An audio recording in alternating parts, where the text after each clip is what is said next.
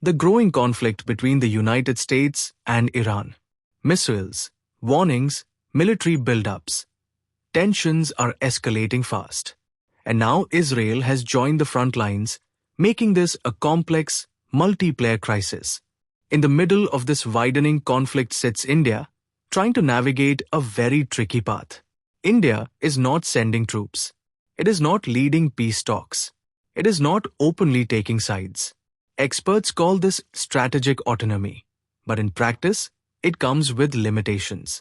India has strong ties with the United States in defense, technology, and strategic affairs. At the same time, it depends on Iran for oil and projects like the Chabhar port. India also maintains close defense and technology ties with Israel. This balancing act is delicate. By staying neutral, India avoids direct conflict, but it also risks losing influence and being pressured by multiple sides. Israel is fully engaged.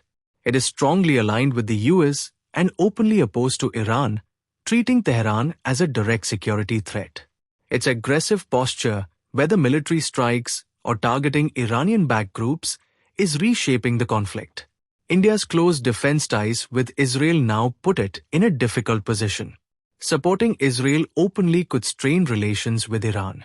Ignoring Israel's actions could weaken India's own defense cooperation. Pakistan is trying to mediate, stepping into the spotlight as a diplomatic bridge. India avoids this role. But the downside is a loss of regional influence if Pakistan is seen as the go-to interlocutor.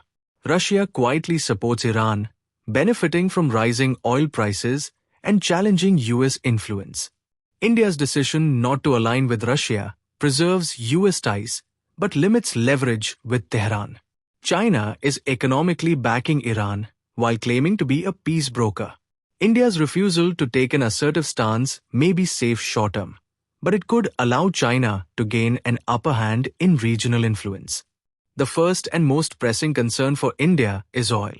India imports over 85% of its crude oil, and much of it passes through the Strait of Hormuz, a region now at high risk. Any disruption will push oil prices higher, affecting fuel, transport, and daily essentials. Global fertilizer prices are also rising due to war-driven supply disruptions. India has increased subsidies to compensate, but this adds pressure on government finances and could push food prices up. India is turning to Russian oil to manage shortages. This short-term solution increases dependency and may create geopolitical vulnerabilities, especially if US pressure intensifies. India's relationships are under strain. With the US, the partnership remains strong, but Washington may expect India to take a clearer stand against Iran. With Israel, close defense cooperation could be complicated if India avoids supporting Israel publicly. With Iran, the relationship is strategically important, but war tensions limit India's influence. While India maintains neutrality, it is not risk-free. Escalation could hit the economy hard and reduce India's influence in global decision-making.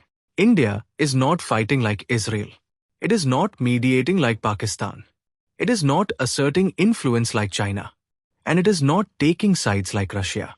This cautious approach preserves stability but comes at a cost: limited influence, growing pressure, and economic exposure. The strategy is simple: stay neutral, stay prepared, protect national interest. But the world is unpredictable, and even the most careful balancing act can face challenges if the conflict widens. In short, India's position may be pragmatic, but it is far from risk-free.